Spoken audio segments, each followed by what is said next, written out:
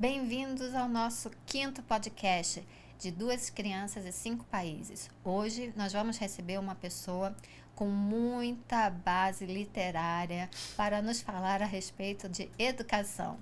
Bem-vinda, Cássia! Obrigada. Tudo bem? Tudo bem. Como é Obrigada que você pelo tá? Por convite. que do riso? Eu não entendi. Você Eu tem base adoro, literária. né? Mas aqui nunca me apresentaram assim, eu achei engraçado. Mas eu gosto mesmo. Não menti. Eu poderia também falar base dançante. Também. Também. Mas hoje aqui a gente vai ficar na literatura, na gramática, na conjugação. Vamos Sim. falar de educação. Isso. Também. Tem uma base boa aí. Pois é, só um pouquinho, né? Só um Só um pouquinho. Então tá, Cássia, eu vou pedir para você começar se apresentando, falando de você, local de nascimento, casada, solteira, tico-tico no fubaco, o que você é, quantos filhos. Então, meu nome é Cássia, Baeza, sou natural de São Paulo, né? Me mudei para São José dos Campos ainda muito pequenininha, tenho 43 anos, sou casada há 17 anos e tenho duas filhas, a Maitê e a Cora. A Maitê tem 12 e a Cora tem 9. Já? Passa muito rápido. Muito rápido. É porque a gente fica tempo sem ver, pra mim eu tenho na cabeça ainda as duas piquititicas. De quando a gente chegou lá, né? Não, já estão muito grandes, já estão Mas ainda bem, adolescentes. né? Ainda bem que passa. Ainda bem. Ou fica pior na adolescência, eu já não Ah, sei eu acho que mais. fica. Eu tô começando a achar que fica um pouco pior. No dos outros é uma coisa, com a gente é totalmente diferente, né? Totalmente. Dos outros a gente usa livro, a gente usa... Tem as palavras certas. Não é? Tem a Sim. psicóloga que fala assim, fala assado e a gente escuta. Aham. Quando é com a gente, mas de onde ela tirou isso? Por que ela falou isso? Não é verdade. Isso é só com dos outros. Bem por aí. Não Bem é? por aí, bem por aí.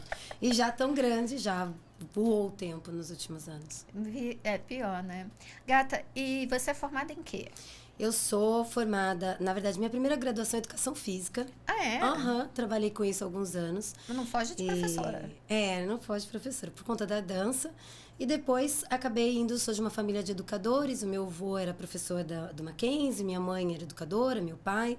E aí acabei indo fazer psicopedagogia e depois fui fazer um MBA em Gestão da Qualidade da Educação e depois fiz uma pós em Neuropsicopedagogia. Não falei que você era das letras? Toda letrada? Eu te disse que você entendia do riscado. É, mais ou menos isso. Então, e quantas línguas você fala? Eu falo duas. Na verdade, o português, né? E o inglês eu estudei na época que eu estava lá fora e ainda estou estudando. Me viro legal. bem no inglês. Não sou super uma expert em inglês ainda, mas me viro bem no que dá. Ah, isso é legal. E onde que você morava antes de começar a mudar? Aqui mesmo, em São José dos Campos. Você morava e trabalhava aqui? Sim. Onde eu moro ainda. Voltei para o mesmo lugar. Né? Então, eu moro na zona leste aqui da cidade, no bairro da Vista Verde. E trabalhava na escola EMAC, na escola da minha família. EMAC. Escola Immanuel Kant. Antes da gente ir desbravar o outro lado do mundo.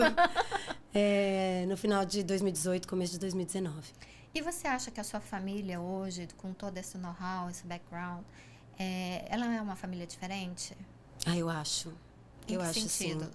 Eu acho que a gente ficou muito mais aberto na questão de culturas diferentes, de valorizar mais as experiências, sabe? Seja aí em museu, essas questões todas, que às vezes no dia a dia a gente vai deixando para trás. Lá fora a gente tinha muito essa questão de estar aproveitando, porque a gente não sabia o tempo que a gente estava ali, né? Então a gente tinha muito essa coisa do conhecer o espaço que a gente estava, conhecer a cultura, conhecer os lugares. E eu acho que a gente voltou com esta mentalidade, com esse novo comportamento, assim. Então eu vejo que as minhas filhas, elas são muito desbravadoras nesse sentido. A gente ficou muito mais aberto a experimentar novos sabores. Elas são bem abertas, assim. Novos sabores, você vai falar de comida. Então, assim, novos sabores, novas experiências. Eu vejo que elas são duas meninas bem abertas, assim, para essas coisas e que talvez antes a gente não percebesse que a gente era mais fechada. Ah, entendi. Então você sente, você acha que as pessoas sentem vocês diferentes também? Talvez, eu acho que sim. Eu acho Você que sim. ouviu já algum comentário, alguma... Algumas perguntas, né? Você que já Sim. foi em tantos lugares, você acha isso legal, não acha isso legal? Como é lá, como é aqui? O que você acha disso? Eu acho que sim. Eu acho E que... onde você já morou? Nós moramos já em Nagoya, né, no Japão. E nós moramos numa cidadezinha chamada Marktschwaben, a 20 minutos de Munique, na Alemanha. Então, vamos colocar isso tudo no nosso mapa? Vamos. Vamos trazer o mapa para cá. Só puxar aqui? Não, tem que tirar as canequinhas que estão segurando ela. Tira aquela do plástico.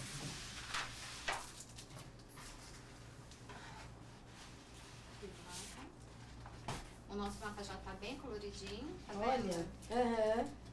Agora você escolhe uma corzinha e Eu coloca. adoro laranja. Pode ser? Por favor. Então, vou colocar aqui no Japão, né?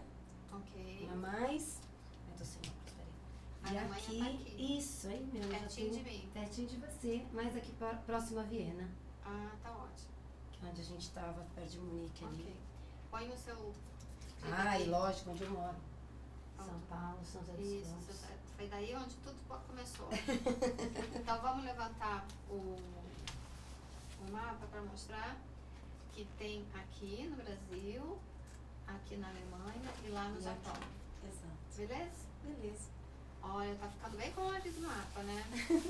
Eu gostei desse mapa, menina, porque ele não é cheio de informação. Aham. Ele dá... E aí vai ficar bem colorido, né? Vai ficar bem Cheio de colorido. pins aí. Obrigada, meu bem. Imagina. Então vamos lá. Deixa eu me ajeitar aqui, só um minutinho. De quem foi a ideia de mudar? Então, na verdade, assim, o convite tinha partido algumas vezes já para o meu marido e ele não estava muito disposto a ir, não, né? É. E aí o convite se repetiu, né? Mais 2 anos. E aí eu falei para ele que talvez fosse alguma coisa para a gente pensar, que talvez pudesse ser interessante essa experiência para as meninas, para mim, para ele. E a questão financeira que também era um dinheiro bem considerável, assim. Entendi. Então, foi quando a gente não pensou muito também. E o negócio foi muito rápido. Então, vamos.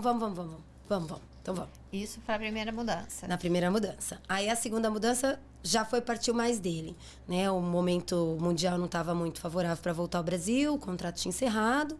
E aí, a gente tinha algumas propostas, todas, né, para a Europa. E aí, entre os lugares que tinham sido ofertados, a gente escolheu ir para a Alemanha, para ficar mais próximo ali, poder conhecer outros países e... Deu para conhecer?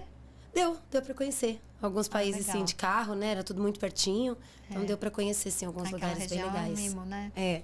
É muito bonitinho. Sim. Então foi você que incentivou. Vamos embora. Mesmo, como que ficou seu trabalho, coração, família? Então, eu Porque acho que eu você não pensei Tava muito. dando aula na escola, né? Não é Eu isso? estava há 13 anos como coordenadora já. Ah, E aí, me passou isso pela cabeça e eu achei que ia ser Isso de interessante da gente ir. Eu tinha Ah. uma amiga que estava no Japão e que está hoje nos Estados Unidos.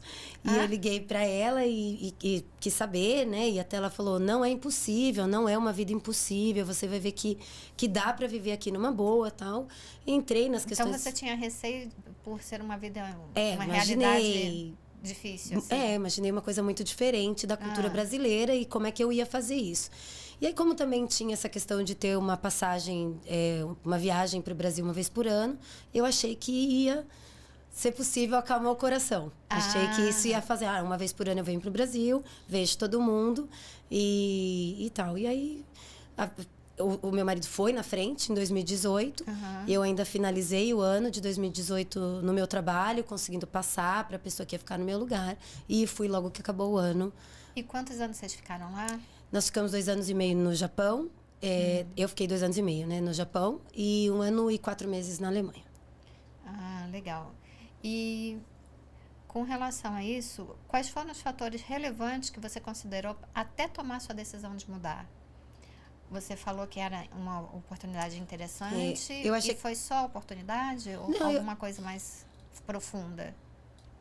Não, eu achei que era uma oportunidade de crescimento para a família inteira, não sei. Achei que ia ser interessante. Eu acho que meu marido também tava com alguns amigos trabalhando lá e que estavam falando para ele Tinha uma ir. leva grande de gente já Sim, lá, né? e aí o pessoal falando, vem pra cá, tá interessante aqui o trabalho e tal. E eu acho que foi juntando a minha vontade de ter essa experiência com as meninas e a vontade dele de trabalhar e vamos ver o que vai dar e vamos ver. Foi meio assim. Vamos ver, E vamos ver, e foi. Pagou pra ver. Paguei pra ver. E você ficou um tempo ainda antes de ir para fechar Sim. todos os seus assuntos na escola. Sim. Como é que foi isso para você? Porque, pelo visto, era um cargo de responsabilidade. Sim, sim. E as meninas ficarem longe do pai e ter que se despedir da escola. Sim, na verdade eu levei mais como um tempo de preparação, né? Então, como elas iam para uma escola internacional e elas ainda não falavam inglês... Você já sabia disso? Eu já. Já tinha definido que elas iam? Já, foi um dos fatores, inclusive. A determinação, o fato delas poderem estudar numa escola internacional e terem essa experiência internacional também, de viagem e tal. Foi a primeira viagem internacional das duas, a ida para o Japão, então você imagina. Foi especial. Foi bem especial. Então, eu procurei uma escola de inglês que tinha imersão, elas ficavam de manhã em inglês. Eu também voltei para o inglês para me preparar para essa ida.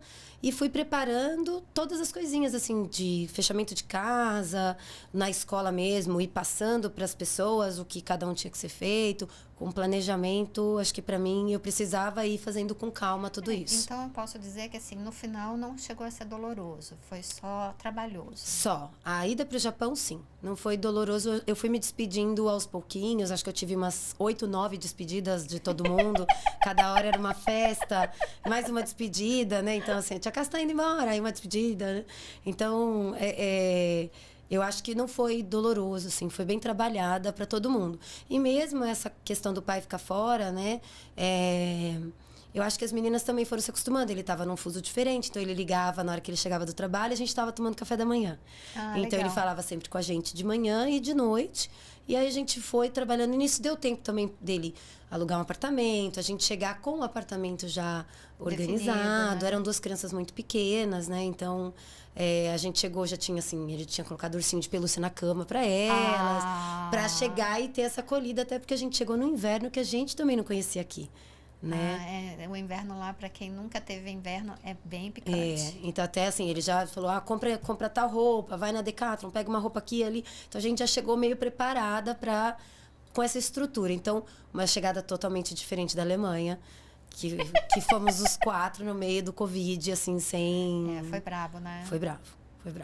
Lá também não tive...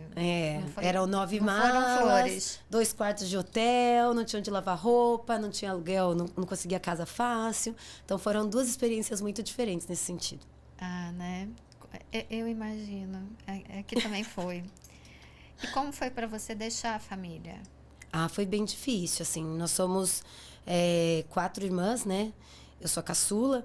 E todos trabalhamos juntas. Sim. Né? Minha mãe era diretora, ela faleceu ano passado.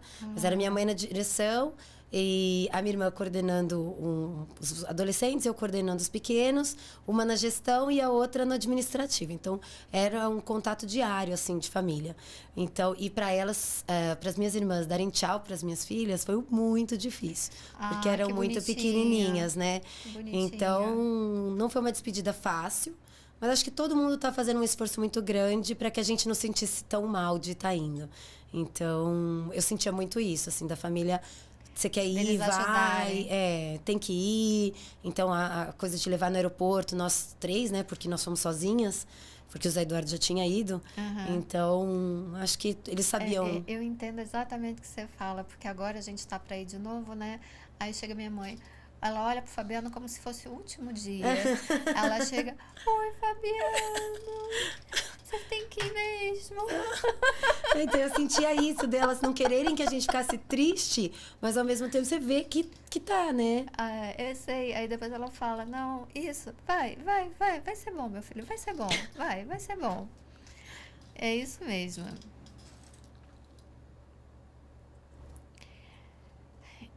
Foi legal os fatores que te levaram a mudar. Foi bem legal aprender a língua para as crianças. É uma coisa que elas com certeza conseguem manter. Sim.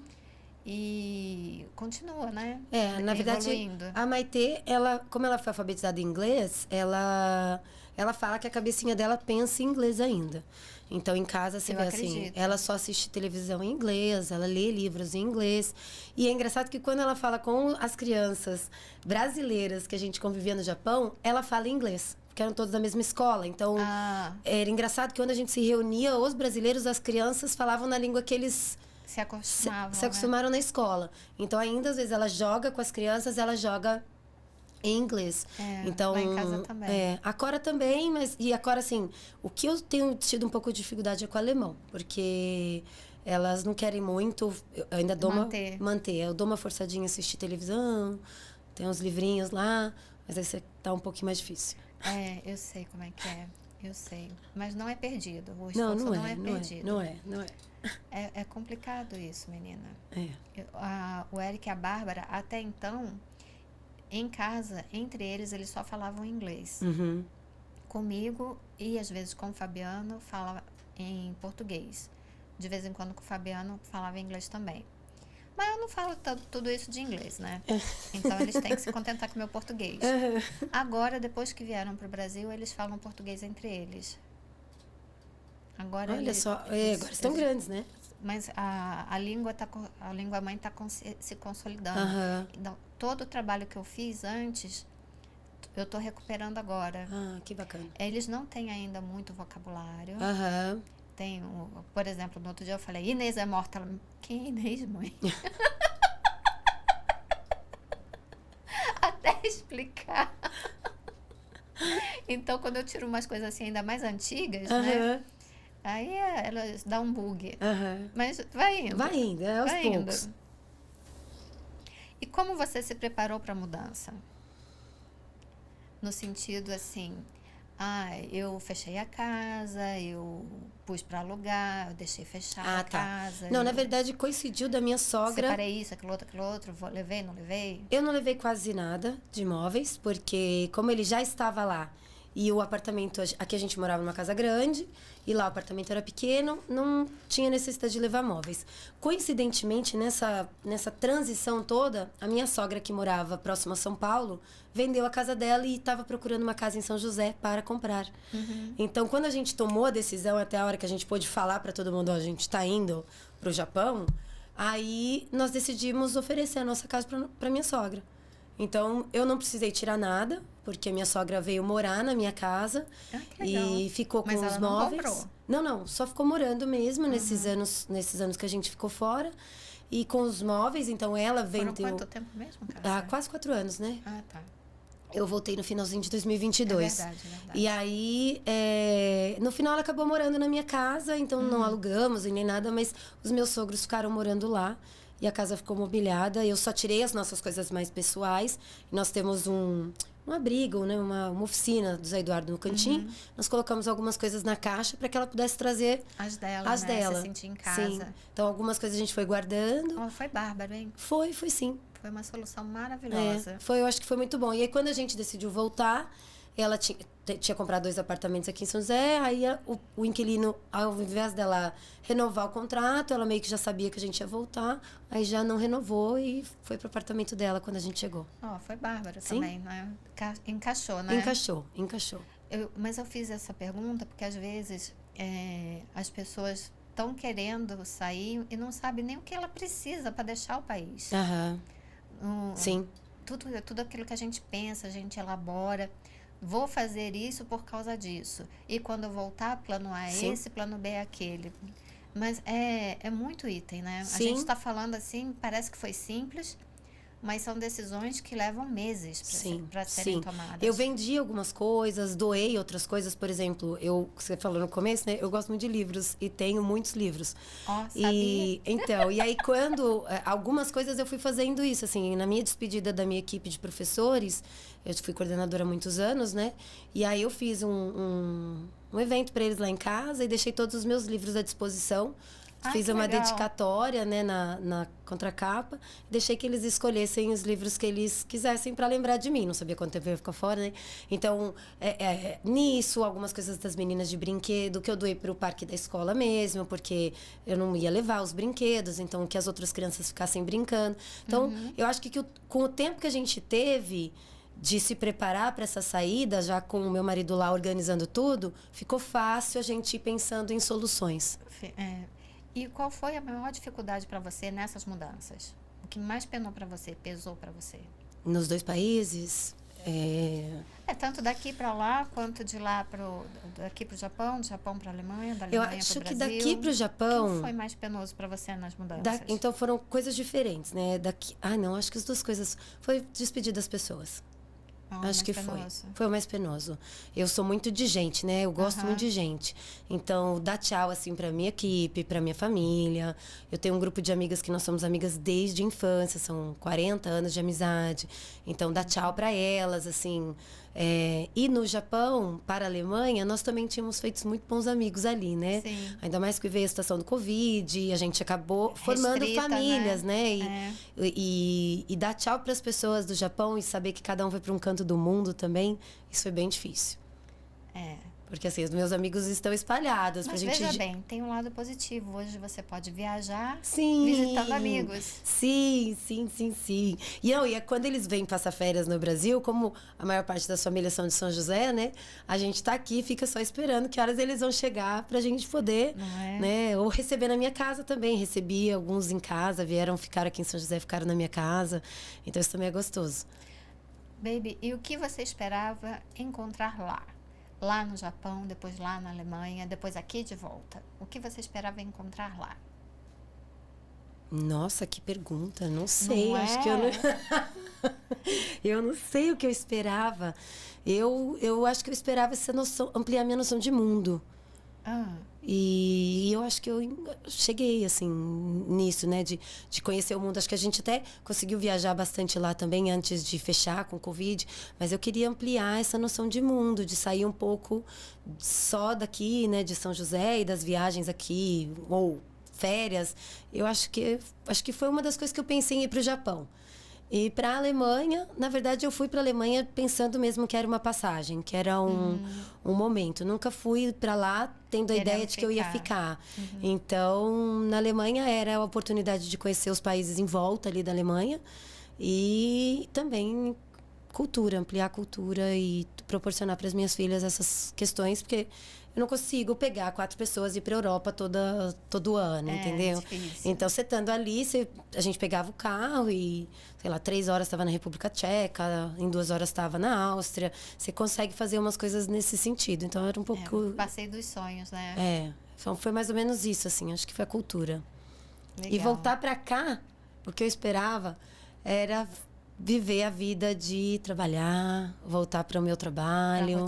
Para minha rotina. Eu estava com muita saudade de trabalhar. Desse tempo que você todo ficou lá, você estudou, fez alguma coisa, trabalhou? Então, no começo, quando eu cheguei, o meu inglês não estava ainda dos melhores, então eu fui estudar inglês. E depois me coloquei como voluntária nas 2 escolas, né? Porque as minhas filhas estudavam em escolas diferentes. Ah, é? Sim. A Maitê, quando a gente chegou, ela foi para a NIS, mas não tinha vaga para Cora. Então, ela foi para uma... Cora é a mais nova. É a mais nova. Ela foi para uma escola que chamava Kids International School, que era uma escola internacional, mas japonesa. Então, eram poucos os estrangeiros. É por isso que eu falo que no Japão eu tive 2 experiências diferentes com escola. E, então, eu me coloquei de voluntária nas 2 escolas, né? E aí tive a oportunidade de trabalhar, assim, arrumando a escola, ou o PTA da NIS, que a gente fazia alguns eventos lá dentro, né? Ajudava. O PTA é pais. Isso, tipo uma associação de pais e professores. Então, eu fazia parte do grupo que chamava Outreach Team, que você vai pensando a escola para fora, né? E no começo, a gente ia lá para conversar e depois passou a ser só online. Mas ajudava a pensar nessas coisas. E toda vez que tinha algum evento da NIS, eu ia também, mesmo com o inglês não super, mas para poder estar ali Tinha que ajudando treinar, né? de alguma Se forma. não se expor, não acontece. E aí, depois disso, quando eu fui para a Alemanha, eu decidi estudar o alemão, né? Para aproveitar ali, tentei me voluntariar na escola, mas eles não aceitavam sem a língua alemã, então não consegui ajudar muito. Aí também não ajuda, né? Então, é essa falta de flexibilidade que estraga a amizade. Então, por aí. Eu me coloquei, eles estavam precisando de gente para trabalhar, entregando fruta e tal, na hora do lanche. Eu me coloquei à disposição até para eu ouvir o alemão. Quando eu vi que ia ficar muito difícil aprender a língua tão rápido para me colocar ou no mercado de trabalho e tal. E aí eu fui pesquisar quanto tempo eu levaria para poder trabalhar na minha área. Na escola? E aí a validação ia chegar quase em 6 anos, tudo. Nossa! Porque eu tinha que chegar no C, não sei quanto da língua. E aí foi a hora que eu decidi. C2. Aí eu decidi desistir do alemão e falei, vou estudar. E aí voltei a estudar na minha área e fui fazer a pós em neuropsicopedagogia e ofereci o meu trabalho à distância para uma escola e trabalhei como consultora educacional online. Nessa escola? Sim. Ah. Porque daí eu fazia o contato com os professores 2 vezes por semana, ajudando no plano de desenvolvimento de crianças com necessidades educacionais, com TEA, TDAH, que é a minha especialidade hoje. Ai, que legal. Então eu fazia isso online, né? Eu não estava com contato com as crianças, mas eu ajudava no tipo de pergunta para as terapeutas, encaminhamentos que de repente a equipe tinha dúvida do que fazer. Então às vezes eles mandavam foto das atividades, né? Ou situações que a criança fez e tal. E aí, por exemplo, uma redação com muitas trocas de FV, para você ir norteando se é caso ou não de encaminhamento. Então, eu fiquei trabalhando um ano nessa... E você acha que no Japão e na Alemanha existe esse tipo de profissional disponível nas escolas? Para fazer esse tipo de trabalho que você faz? Lá a legislação é diferente, né? Então, apesar pelo menos no Japão, e o que eu conversei com algumas mães de crianças TDAHs na Alemanha, eles estão dentro da escola, mas eles frequentam salas, às vezes, separadas, né? Então, é diferente do Brasil, onde a legislação, a criança de atendimento educacional... O TDAH não é criança de atendimento educacional especializado, mas, por exemplo, o TEA é. Aqui, nós temos que estar com as crianças dentro... Fala o que é TEA, porque às vezes nem todo mundo O sabe. TEA é transtorno do espectro autista, né? E o TDAH é o transtorno de déficit de atenção e hiperatividade. Então, o TEA é considerado do atendimento educacional especializado, está dentro da lei de inclusão. E, nesse caso, essas crianças devem estar dentro da sala regular, dentro da escola regular. No Japão, pelo que eu conversei com algumas pessoas ali, ele está dentro da escola regular, mas está numa sala separada. Então, faz um atendimento separado, né? Mas isso é bom ou é ruim? Eu acho que depende. Depende. Tudo tem lado bom e ruim, né? Porque aí a gente tem que pensar num outro ponto, a gente vai entrar bem na questão educacional. Se a gente pensar num outro ponto que aqui está dentro da sala regular, mas a gente não tem formação suficiente para que os profissionais trabalhem com essas necessidades educativas, aí até que ponto isso fica positivo, entende? Não, atrapalha o ritmo da turma? Depende do nível de comprometimento, depende se tem uma deficiência intelectual. Do professor? Não, ou do aluno. Depende, eu não acho que atrapalha o ritmo da turma. Mas eu acho que toda essa questão de pensar a inclusão, porque a gente tem muitas crianças do espectro, né, de TEA, que é nível de suporte, que eles vão acompanhar a turma e não vão ter dificuldade alguma. Aí não tem uma necessidade de uma sala ou de um atendimento muito específico. Agora, de repente, uma criança de nível 3 de suporte, onde precisa de mais assistência, talvez seja legal que ela tenha alguns momentos, se tem uma deficiência intelectual, algum momento onde tem alguém ali trabalhando mais especificamente, né, uma sala de recursos. Então, tudo depende. Eu acho que a inclusão não dá pra gente colocar numa caixinha, então, não. Você acha que, tanto na Alemanha quanto no Japão, essas crianças, elas seriam acolhidas na escola, sem problemas? Eu acho que elas são acolhidas. Que você vê, inclusive, né, você via as crianças de síndrome de Down andando no metrô com muita tranquilidade sozinhas até. Sim, né? só com tagzinho. Exatamente. Eu acho que, mas até por ser um país muito seguro, né, que não coloca em risco, assim, eu acho que sim. Acho que eles têm um trabalho nesse sentido. Gatinha, voltando aqui. Ok. Foi fácil fazer amigos? No Foi Japão, fácil sim. achar médicos? Foi fácil a adaptação à cultura? ponto, vamos lá. No Japão, eu acho que sim. Eu cheguei, já tinha muita gente ali, né? Você era uma das que já estava lá há muito tempo. Então, a gente já chegou com uma rede de apoio grande. Então, se você quisesse saber um nome de médico, era só você mandar no grupo, que alguém te mandava um médico da sua região e tal. Então, eu acho que sim. Eu acho que até as coisas que vocês organizavam, né? De encontros das Tsumas e tal, fizeram... Tsumas é o grupo de mulheres, chama esposa em japonês, é o grupo das esposas. Isso. Então, quando a gente chegou lá e já tinham essas mulheres que já tinham desbravado um pouco esse espaço, pra gente ficou mais fácil, que chegou depois, pra gente que chegou depois, ficou mais fácil a gente ter todo um suporte que vocês já tinham. Acho que deve ter sido muito mais difícil pra quem foi na primeira leva, vamos dizer assim. Os primeiros. Foi mais difícil. Então, Érica Correia, Carol Saldanha não foi uma das primeiras também? Chegou lá bem ela cedo. chegou depois de mim. Ah, é? Achei que ela era uma das primeiras. Não, quem chegou primeiro foi a Érica Correia, a Silvana e uma outra que... As duas, uma mora no Canadá, se não me engano, e a outra nos Estados Unidos. A Érica não tá lá longe. Agora ela tá em Abu Dhabi. Então, eu acho que no Japão foi nesse sentido. Assim, eu cheguei, meu prédio tinham 8 famílias brasileiras morando. Então, de fazer amigos, eu acho que não foi tão difícil no Japão, não. Pelo contrário, acho que foi muito fácil, assim. Agora, na Alemanha, foi mais difícil. Primeiro porque a gente chegou e o pessoal do trabalho do meu marido eram todos muito jovens e sem filhos.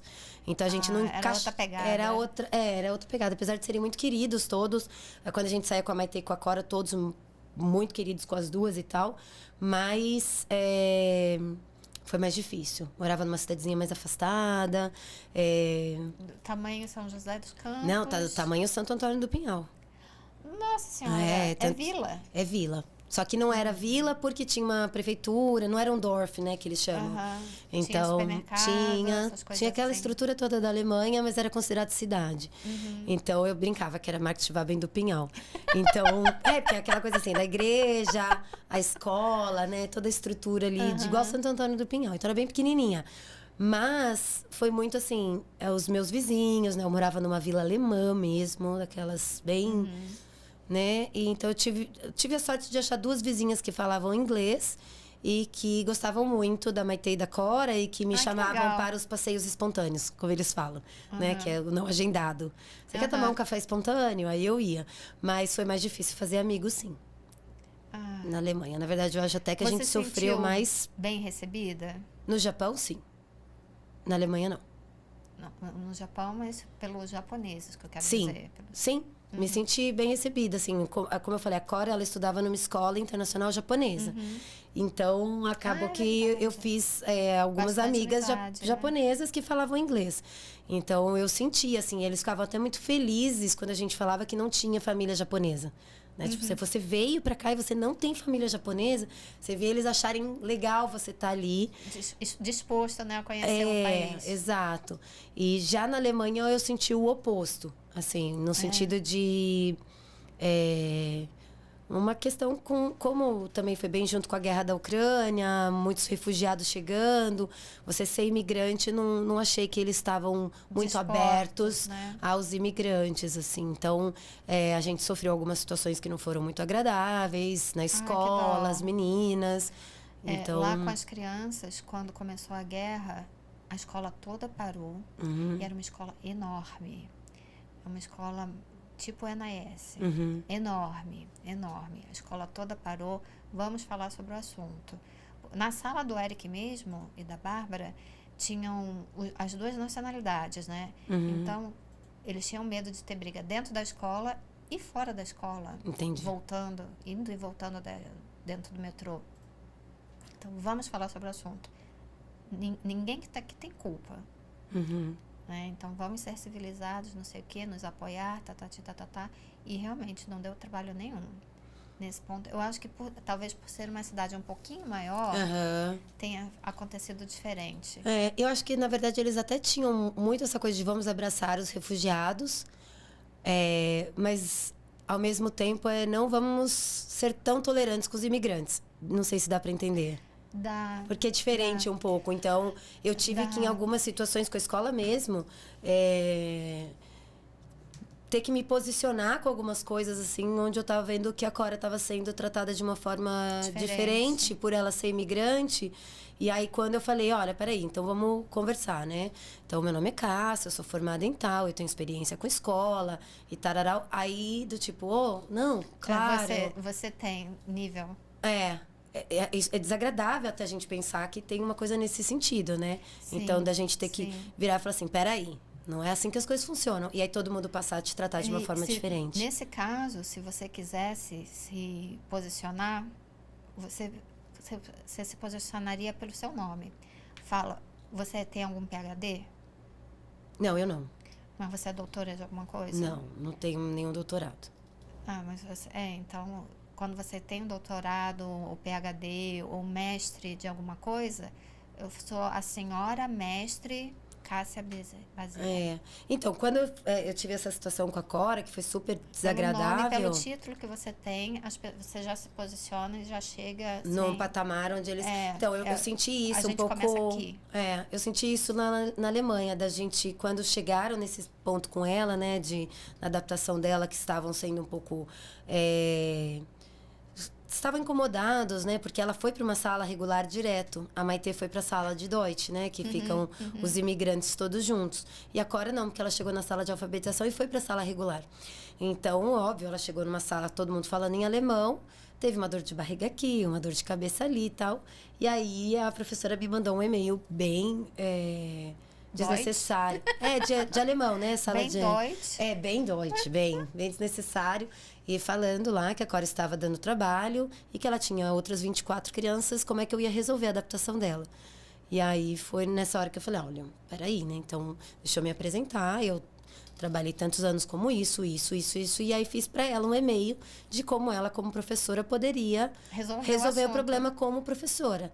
E aí embaixo coloquei eu como mãe, o que eu poderia fazer, né? Que era levar ela mesmo que estivesse chorando, continuar incentivando a ela a ter resiliência e coragem, ajudar a fazer as tarefas em casa.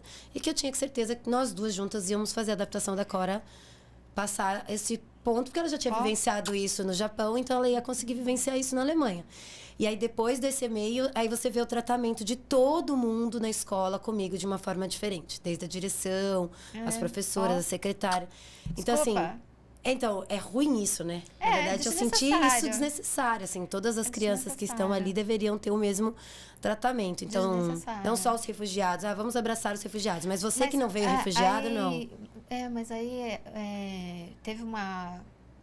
No caso da Ucrânia, quando começou a chegar um monte de gente. E elas ganhavam um dinheiro bom.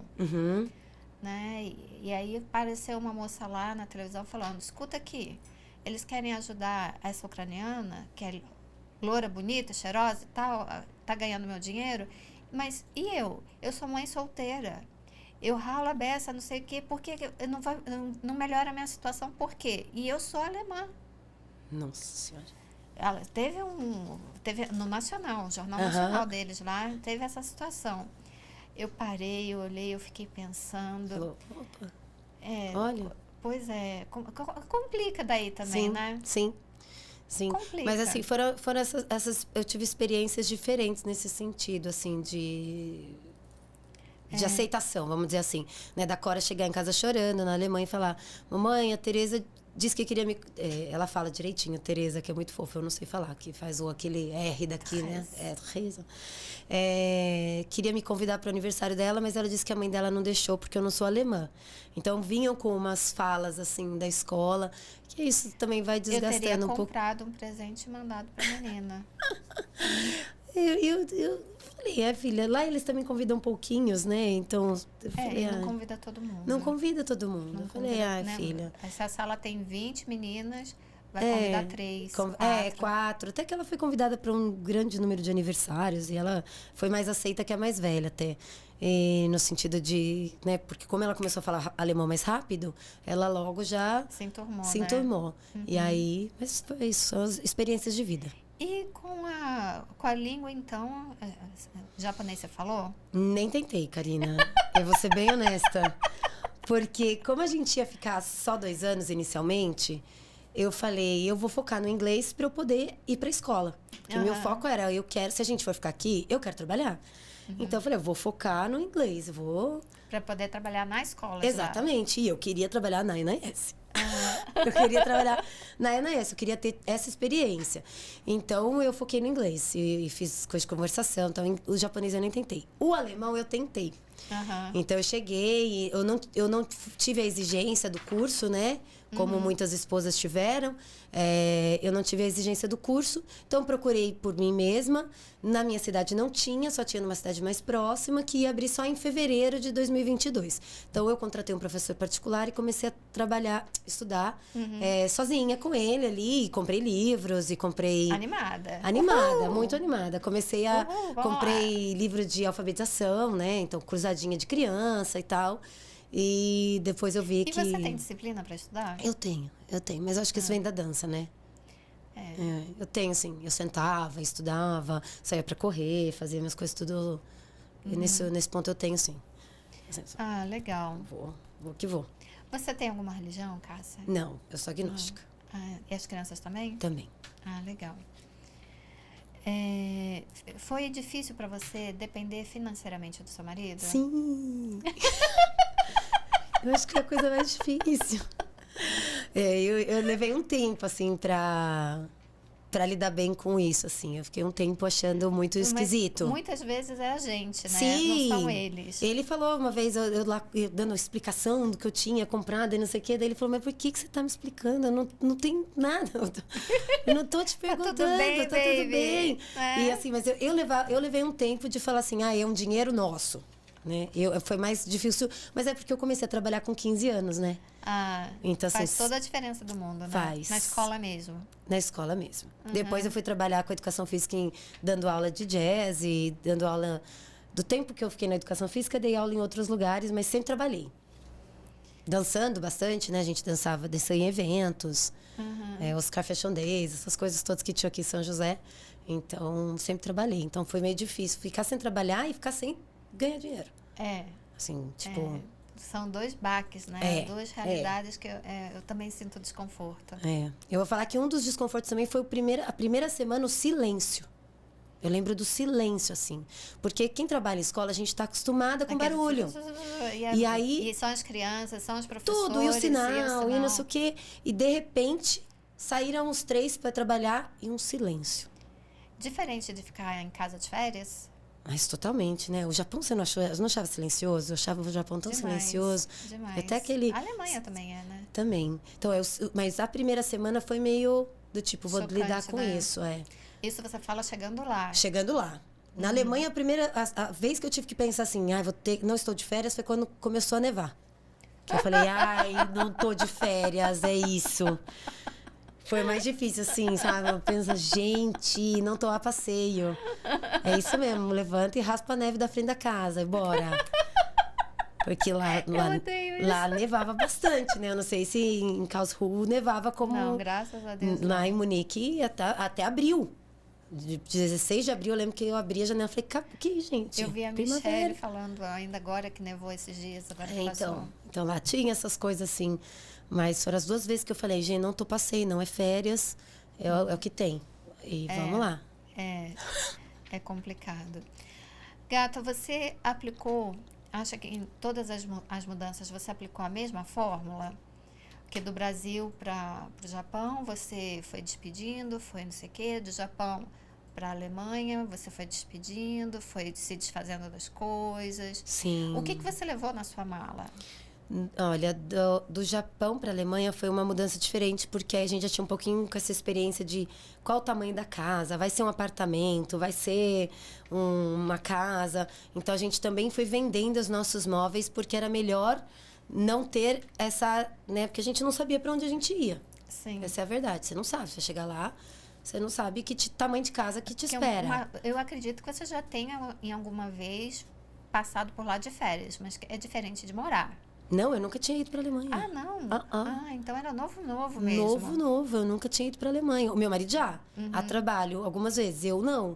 Então, para mim era tudo muito novo. Aí nós decidimos vender tudo que a gente tinha de móveis e levar só as coisas mais pessoais mesmo, roupas, os pertences que a gente comprou. Coragem. Foi mais ou menos assim. Só um sofá. Que ele já quer o sofá que rodou o mundo. A gente não conseguiu se desfazer desse sofá. Ele saiu do Japão, ele foi pra Alemanha e ele tá aqui no Brasil. Ô, louco, mas saiu daqui do Brasil? Não, esse não. A gente comprou no Japão aquele sofá que abre, fecha, com botãozinho. Nossa, Aí esse aí a gente falou, a gente vai dar um tudo. jeito de levar esse tudo. não queremos nem saber. É tudo. Esse veio. Sofá, nossa. Esse veio. Eu tinha E também. olha que ele é 110, hein? Eu tinha também, mas a gente se desfez dele. Não, esse aí a gente falou, vamos dar um jeitinho tudo. que ele vai. Ele te acolhe, assim, Isso, é o né? botãozinho, ele vai abrindo, ele fica na posição certinha. Não é? Ele te acolhe. Esse aí viajou o mundo. Esse aí Sim. ninguém pode ficar pulando, não, nem fazer... Não, é pra, Ali é pra papai e mamãe relaxar. Só. Aí, o Ele teu fica lá ainda em tinha cima. aquele braço no meio? Tem. Que Tem aí um você bracinho no bota meio. ali a cervejinha, Copinho, bota exato. o copinho, o espacinho pra comer. Esse aí fica no mezanino, lá em cima, na área de televisão, só nosso ali. É, do papai e da mamãe. Não deita, é do papai e da mamãe. Tipo isso, esse foi pra lá na Alemanha e voltou pra cá. Veio pra cá. E como que foi pra você a decisão delas estudarem na escola internacional? Foi só mesmo por causa do inglês ou Não, por causa da metodologia deles? então, na verdade, assim... Que é diferente da metodologia aqui do Brasil, não é? Então, a ENAS, na verdade, ela é a OIB, e o OIB é a abordagem construtivista, né? A filosofia construtivista. Então, não tem... Explica pra gente o que é isso. Tá. A abordagem construtivista, socioconstrutivista, ela não é um método, ela é uma filosofia, tá? Então, na verdade, ela é uma junção de teorias, ali de Piaget, Vygotsky, Vallon, e aí você trabalha... Nossa, é bem complicado, mas eu vou explicar. Mas tá bom. É assim, você parte do princípio... Eu tô prestando atenção, eu tô focada. Tudo bem. Você parte do princípio que a aprendizagem se dá da interação do sujeito com o objeto de conhecimento, tá? Então, enquanto esse sujeito vai sendo exposto a esse objeto de conhecimento, o professor entra como um mediador aqui, trazendo questionamentos e trazendo problemáticas para causar o que a gente chama de conflito cognitivo. Tá. Então, né, através dessas perguntas, então, na filosofia construtivista, você traz muita experiência, você traz muita problemática, então, vai conhecer a floresta, você vai ficar imerso vai ali. Cozinhar. Vai cozinhar. Então, você quer ensinar para as crianças de primeiro ano a questão de matemática, de grandezas e medidas, então a ml, grama, tal. O que você vai fazer? Uma aula de culinária. Exato. Você vai fazer um bolo. Então, no construtivismo, a vivência ela é muito importante. E o professor vai fazer as perguntas certas. O professor, ele é um mediador. E ele tem que saber fazer a pergunta certa. Então, a abordagem construtivista, ela é em cima dessa visão de mundo, né? Que o homem é uma interação do sujeito com o objeto de conhecimento. E o objeto de conhecimento é o quê? A matemática, as ciências humanas, né? A convivência, também é um objeto de conhecimento, que a moralidade é um objeto de conhecimento. Você não sabe, você não nasce sabendo tudo. Você aprende. Então, a ENAS, ela tinha muito ela é IB, então é essa filosofia de trabalho. Então, eu já tinha gostado muito, eu queria que as duas tivessem ido para lá. Quando eu entrei no site da ENAS, né, e aí o meu marido falou, tem escola, ele, né, tem um subsídio para escola, tem tais escolas, escolhe aí. Quando eu entrei no site da ENAS, lendo a proposta, eu fiquei encantada. Eu falei, nossa senhora, nós não teríamos condições de colocar... E ela cumpre o que ela promete? Ela cumpre, ela tem um quesito que ela me deixou a desejar, mas ela cumpre sim. Eu achava que na parte... Porque no construtivismo, a autonomia ela é extremamente importante. Sim. Então, o desenvolvimento da autonomia. Na verdade, a gente fala no construtivismo que a criança que tem desenvolvido a autonomia intelectual, ela aprende o que ela quiser. Então, o papel do professor, o professor não é um grande... que traz o saber e te entrega. Se a criança não tiver, assim, se ela tem autonomia, ela aprende o que ela quiser, no momento que ela quiser. E a ENAS fazia muito isso. Autonomia intelectual. Você via as crianças o tempo todo buscando coisas e... Respostas, né? Exato, elas indo atrás. Deixava um pouquinho a desejar na autonomia moral.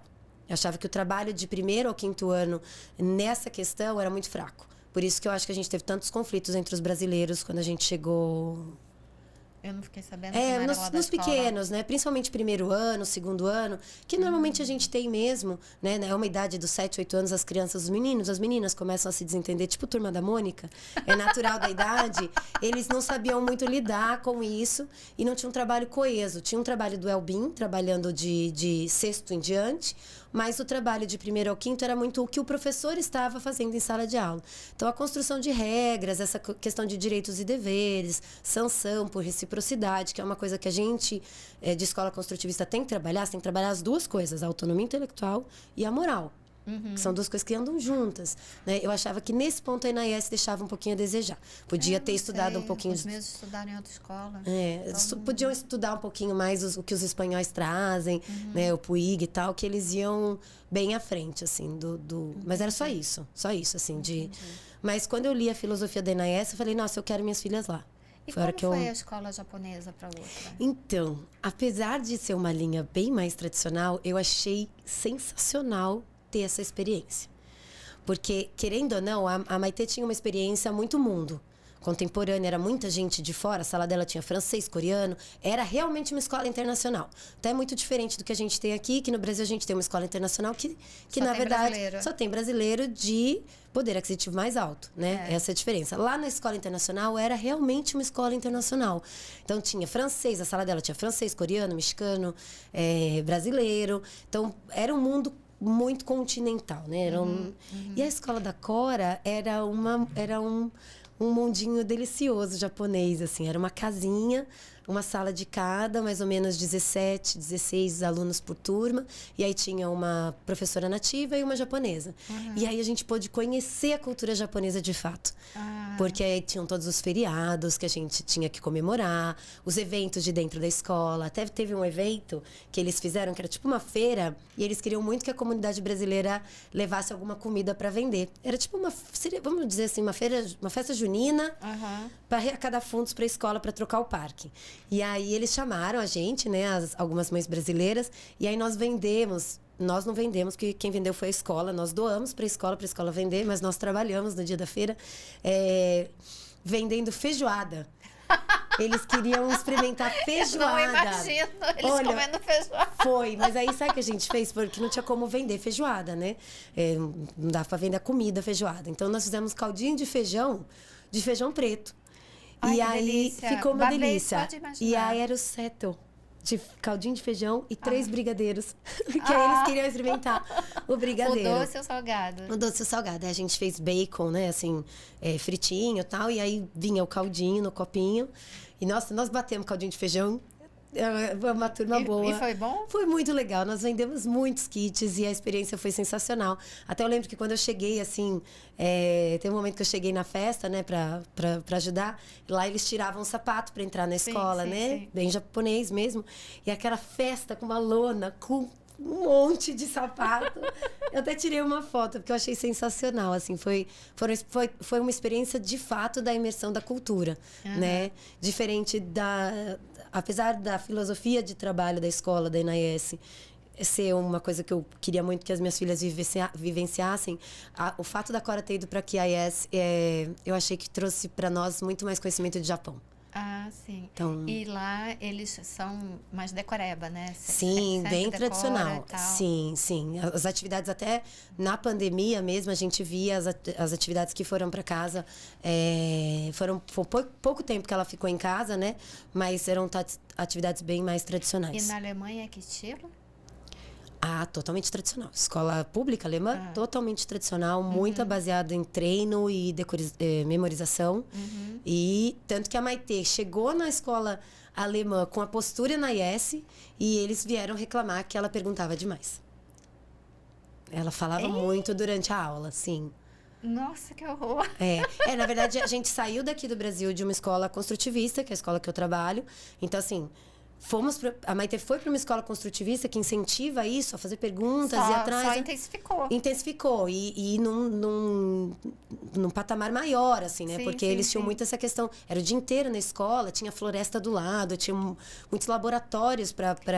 Nossa, a Babi teve uma tarefa que ela tinha que buscar 10 folhas na floresta onde a gente morava e tinha que tirar foto da árvore e identificar a folha.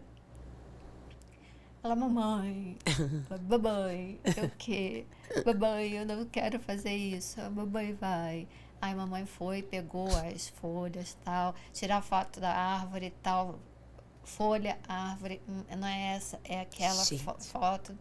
Cheguei, entreguei lá, ela não fez o trabalho, que ela tinha que botar no caderno, com peso em cima, para fazer um print daquelas folhas, para poder escrever o nome da planta e tal, o nome científico. Ela não fez. Conclusão, quando chegou no dia do trabalho, um dia antes, ela tinha que fazer de novo. Eu falei, sinto muito. Eu fui uma vez, andei nesse mato, não vou andar no mato de novo. Se você quiser, vai você e seu pai. Eu não vou. Papai, me ajuda. Só que agora ela pega a planta, pega uma folha e fala, essa é a folha não sei o que da árvore, não sei o que, eu chamo de Aptuns. Aí dá os nomes, eucaliptus, dá o nome de todos científico da coisa e tal. É bonitinho, mas é uma coisa que ela não curtiu fazer. Então, na verdade, assim, o que eu senti na Alemanha tinha muito essa coisa de levar as crianças para fora, vivenciar a parte de... eu achava até legal. Tinha tipo um mini zoológico próximo da minha casa, lá próximo da escola, que foram a pé, e eles fazem as crianças andar mesmo e tal. Eu achei super legal isso. Mas a prática dentro de sala de aula, vou dar um exemplo. A Cora, quando ela chegou do Japão para a Alemanha, ela já conservava número, ela já entendia que número é uma representação de quantidade. Então, ela já sabia que 5 balões representam com o número 5. Mas ela não pôde usar até a sala inteira conseguir fazer. Então, ela tinha que fazer 5 tracinhos. Aí, isso frustrante. É frustrante um pouco. Para criança é frustrante. Elas, assim, tinha muita coisa de treino, a questão da Fuller, né? A caneta tinteiro. E aí, a Maitê tinha que ficar treinando a letra cursiva. Então, tem algumas coisas que são muito boas e algumas coisas que são um pouco ultrapassadas. Eu acho que no fritar dos ovos ali...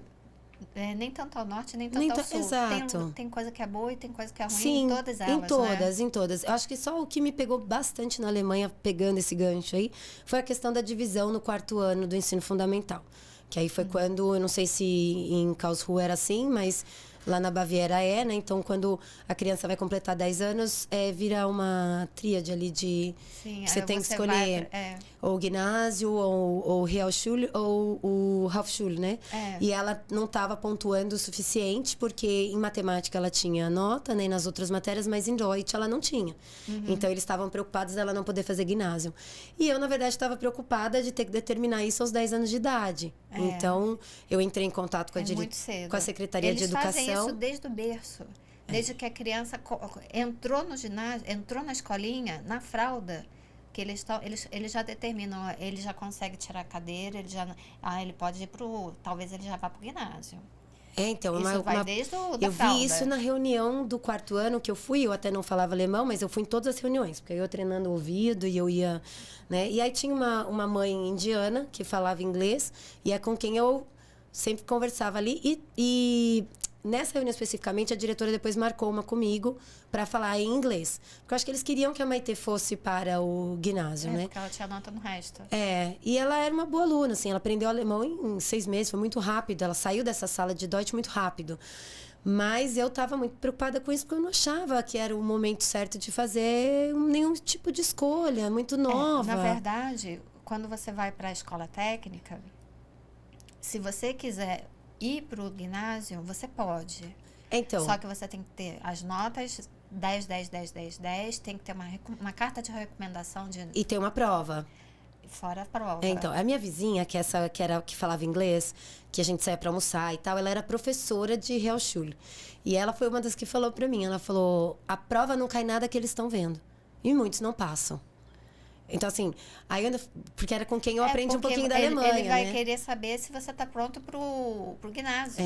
Ela deve dar uma prova de ginásio pra você. Então, assim, essa foi uma das minhas maiores críticas. Eu achava muito cedo, uma decisão muito cedo. Mas mesmo assim, mesmo que você vá pro ginásio, se você tiver nota ruim, eles te passam pro Realschule.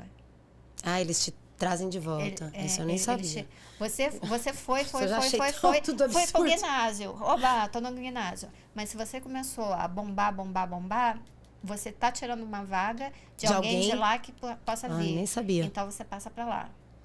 Então, eu cheguei a entrar em contato com a Secretaria de Educação deles, né? De falar, olha, é muito cedo, né? Ela tem 10 anos, nós acabamos de chegar e tal. E aí só me foi dito por e-mail, né? A gente conversou por e-mail. Que aí eu tinha a possibilidade de colocar ela no alemão à noite. Pra tirar melhores notas. E aí eu achei que era um pouco demais. Porque, além de tudo, elas ainda estudavam inglês e estudavam um pouco de português, né?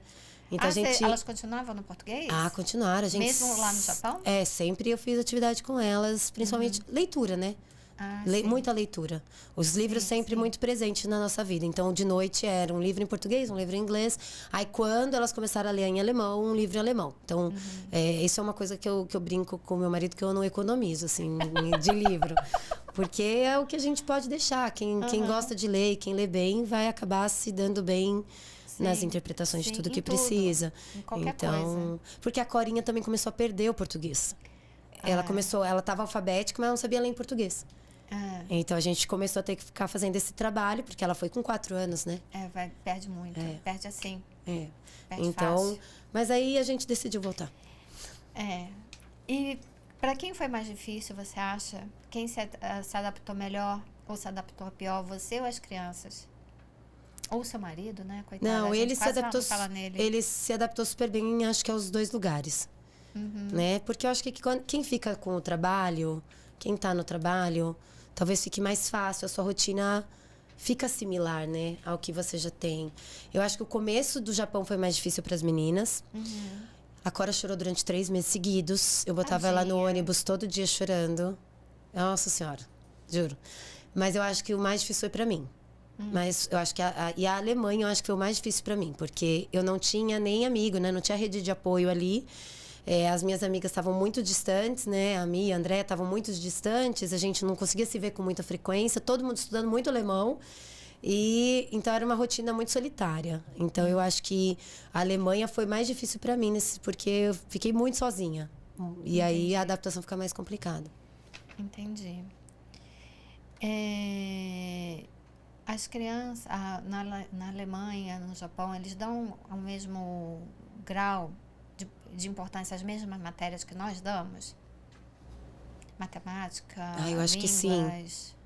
Eu acho que sim. Mas eu acho que, assim, uma das coisas que me chamou mais atenção nos 2 países é o valor que eles dão à educação. Apesar de eu ter discordado, né, por exemplo, da metodologia da Alemanha, da escola ser muito tradicional e tal, isso é inegável, o quanto é o peso da educação, o quanto ela é valor para o país, né? Acho que para os 2 países, assim. A educação constrói. Constrói, muito. Então, até na pandemia mesmo, o quanto foi rápido ali para aqueles países fazerem a escola voltar a funcionar. Né? Então, eu vi, porque na época a minha mãe foi diretora do sindicato das escolas particulares por 20 anos e conselheira municipal aqui de São José também de educação. Muito tempo, né? Mais de 20 anos. Eu lembro dela tentando fazer uma movimentação para voltarem às escolas o mais rápido possível, porque a gente sabe da necessidade das crianças estarem juntas, né? E aqui levou quase 2 anos as escolas para voltar. Eu acho que foi o maior crime de todos que eles cometeram com a gente. Eu conheço crianças que ficaram 2 anos e meio em casa, Karina. 2 anos e meio. Foi o maior crime total que eles cometeram com as crianças. Então, você vê, na Alemanha, quando a gente chegou, elas faziam teste 2, 3 vezes por semana.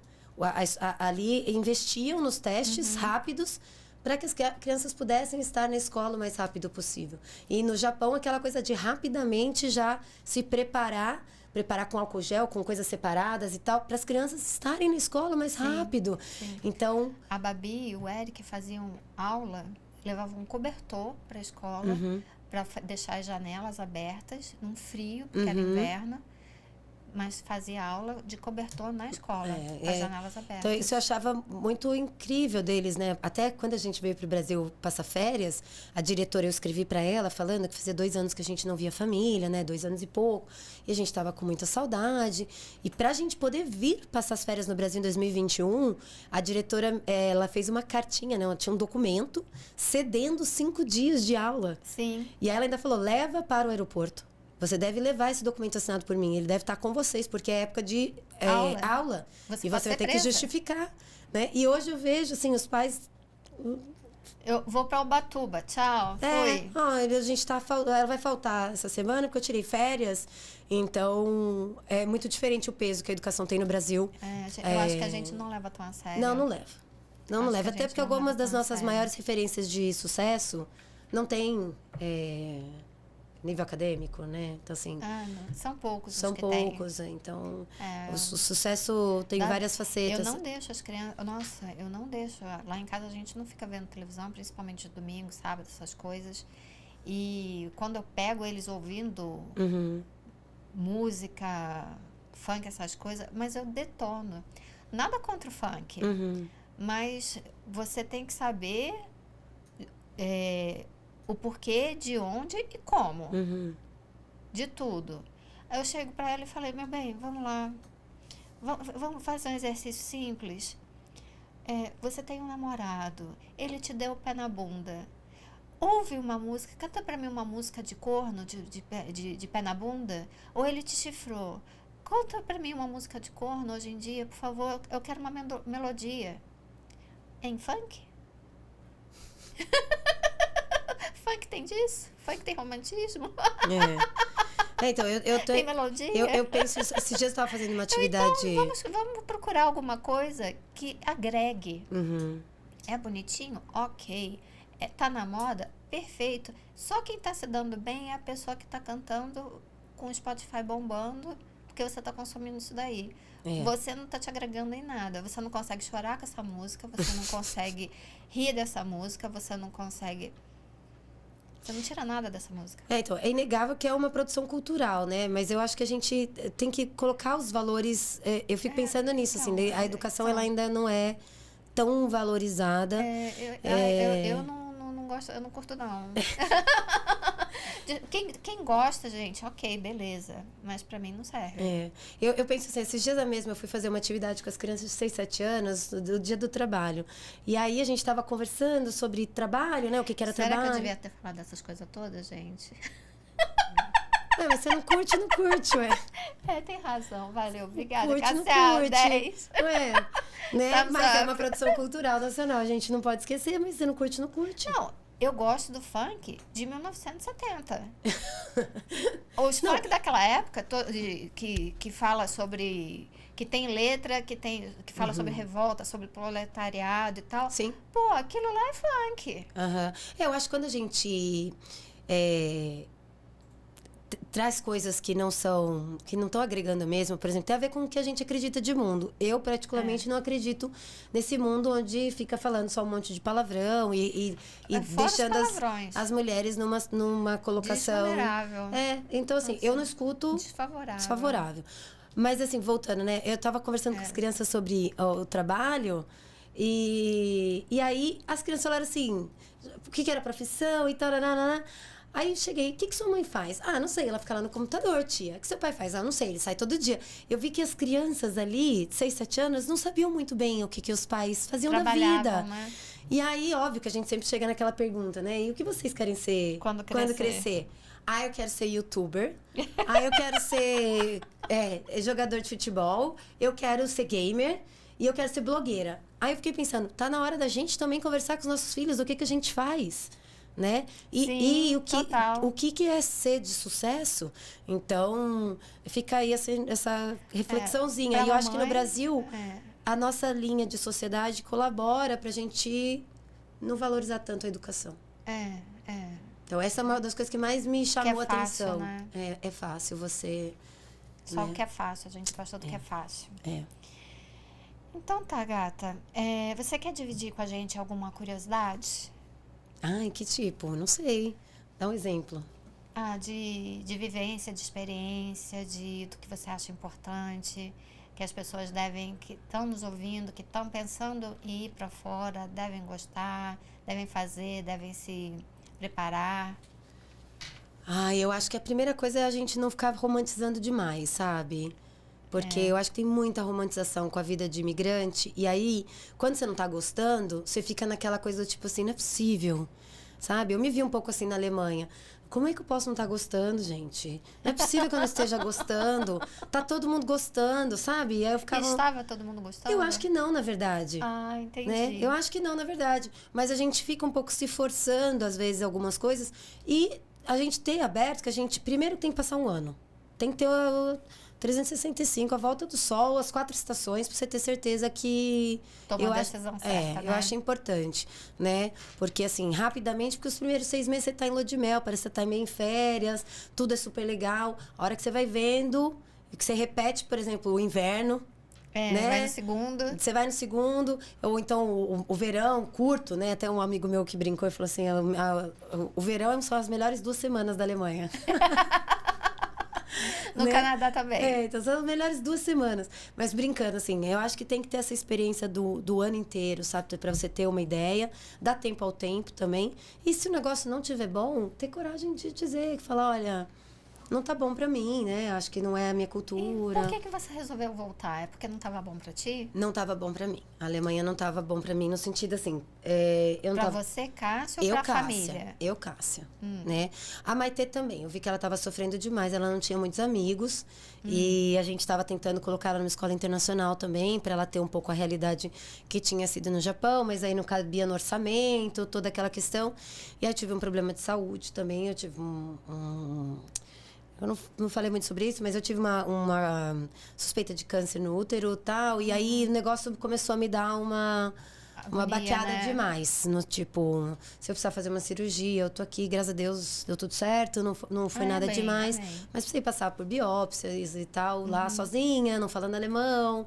É punk. É um processo duro. É duro. É duro. Até assim, fiz a primeira, tinha sido tranquila. Aí quando fui fazer a segunda, falei pro meu marido que ele não precisava ir, porque tinha que ficar com as crianças, e não foi fácil a segunda. Nossa. Então, tive uma complicação lá na hora de fazer. Então, assim, acho que tudo isso foi juntando. Quando eu comecei a trabalhar online, foi me dando muita vontade de trabalhar de novo. Foi me dando muita vontade de estar no chão de escola. Né?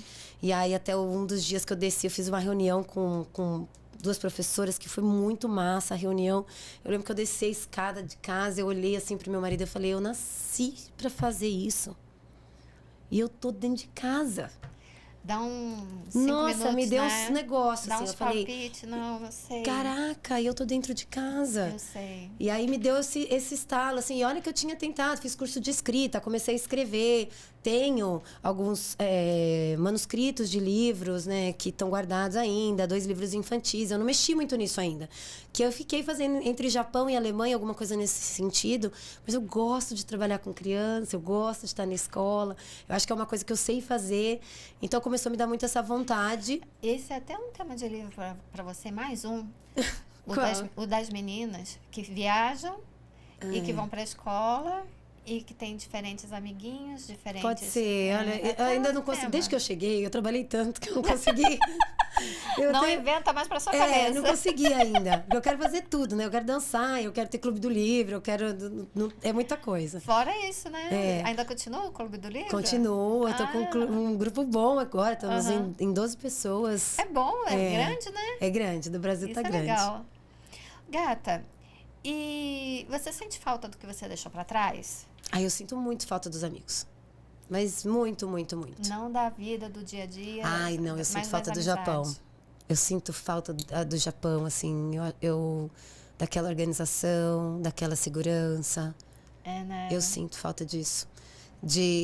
Das minhas filhas mesmo andarem sozinhas, né? A Maitê voltava sozinha. Né? Sim, e eu sinto falta das pessoas. E você voltaria a morar lá, nos 2 lugares?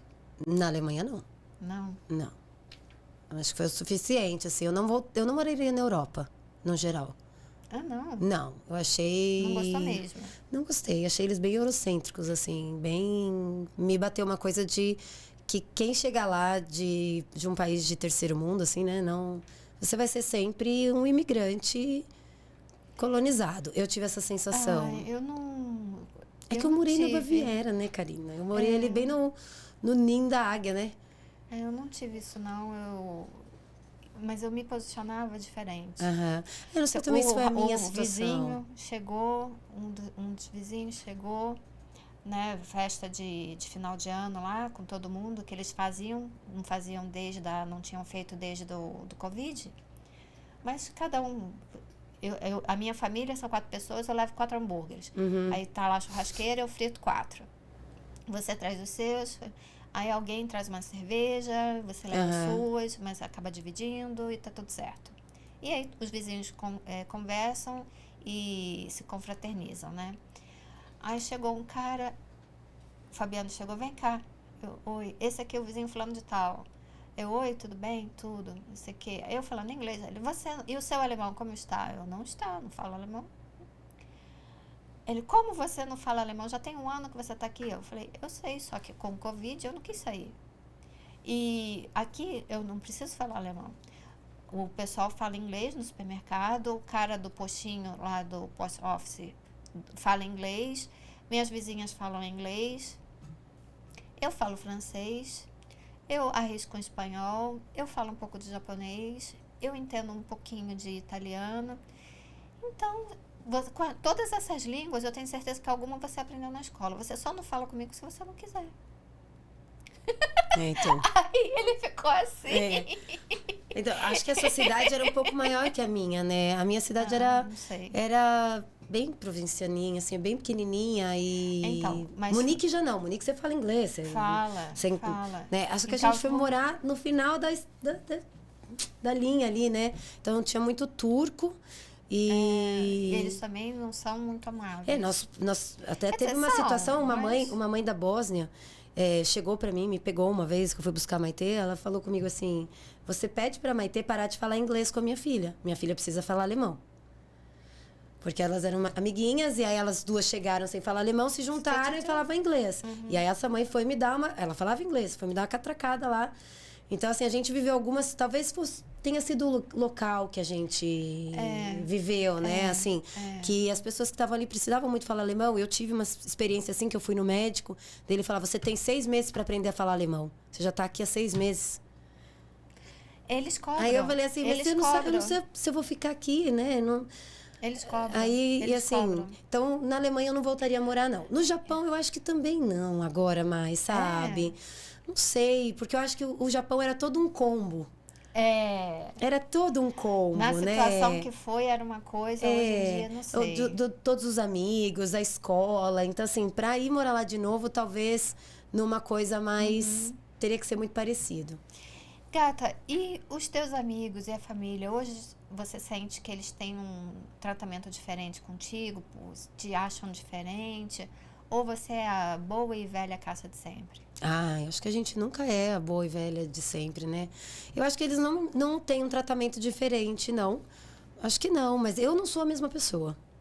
Eu te entendo. Né? Eu não sou a mesma pessoa, assim, na minha visão de mundo, até nos limites mesmo. Então, acho que a gente fica diferente, acabam que os tratamentos são, às vezes, diferentes. Verdade, né?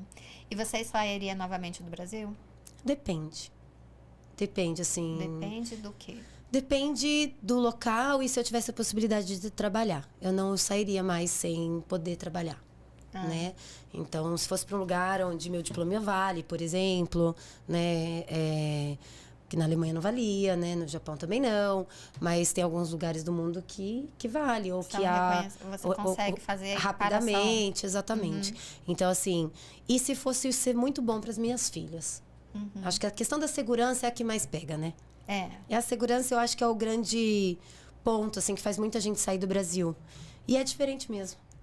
É diferente mesmo. Aqui a gente nasce com medo de estacionar o carro, né? A gente não sabe viver. Acho que isso que eu sinto saudade um pouco do Japão.